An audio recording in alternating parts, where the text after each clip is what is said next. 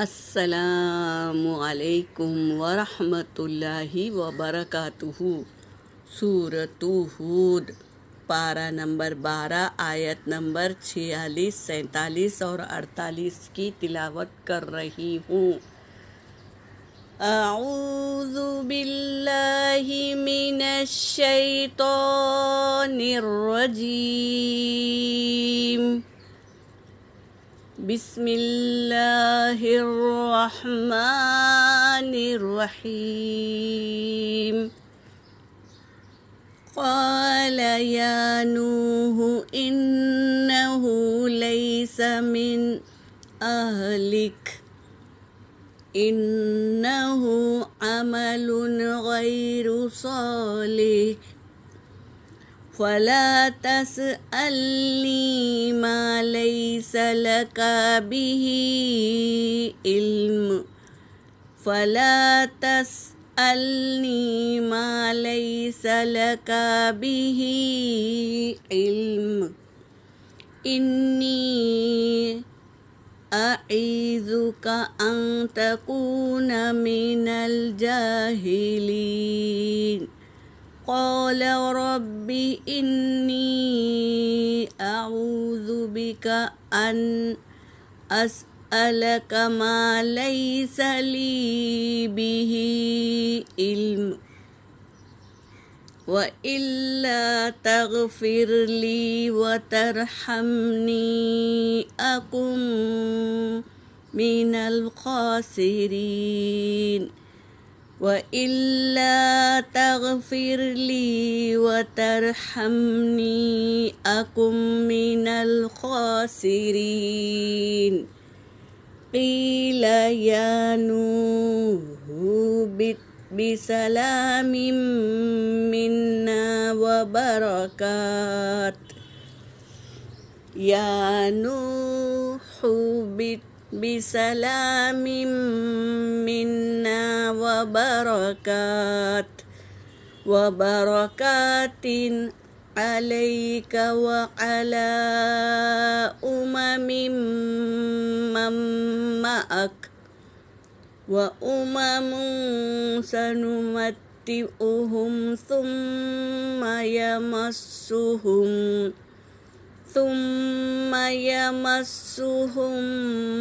منا عذاب أليم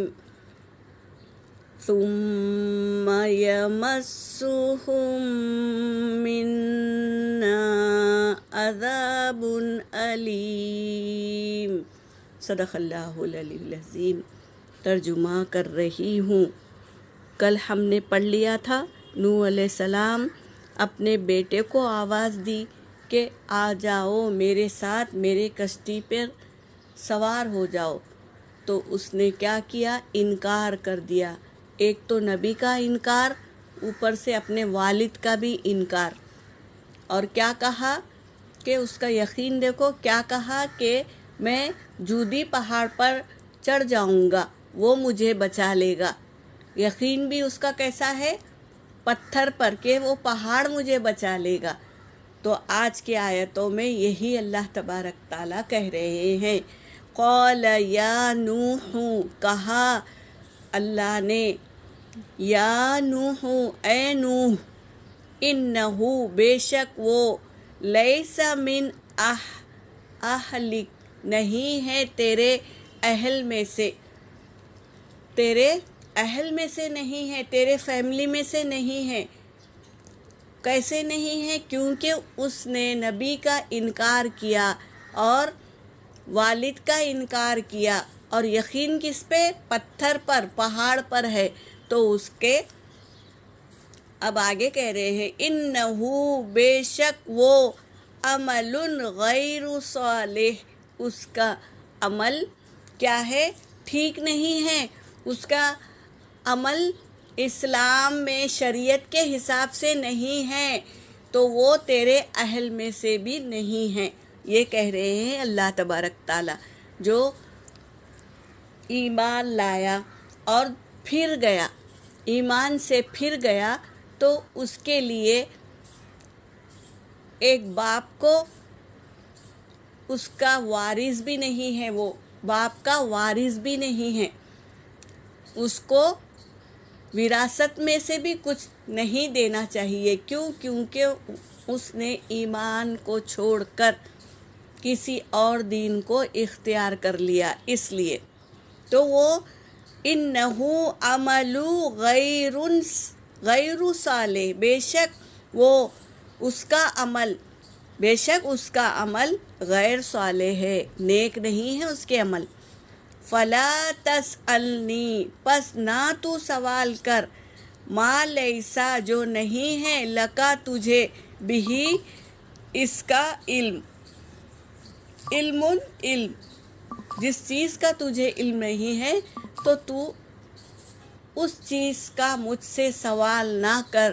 اللہ تبارک تعالیٰ کہہ رہے ہیں انی، بے شک میں،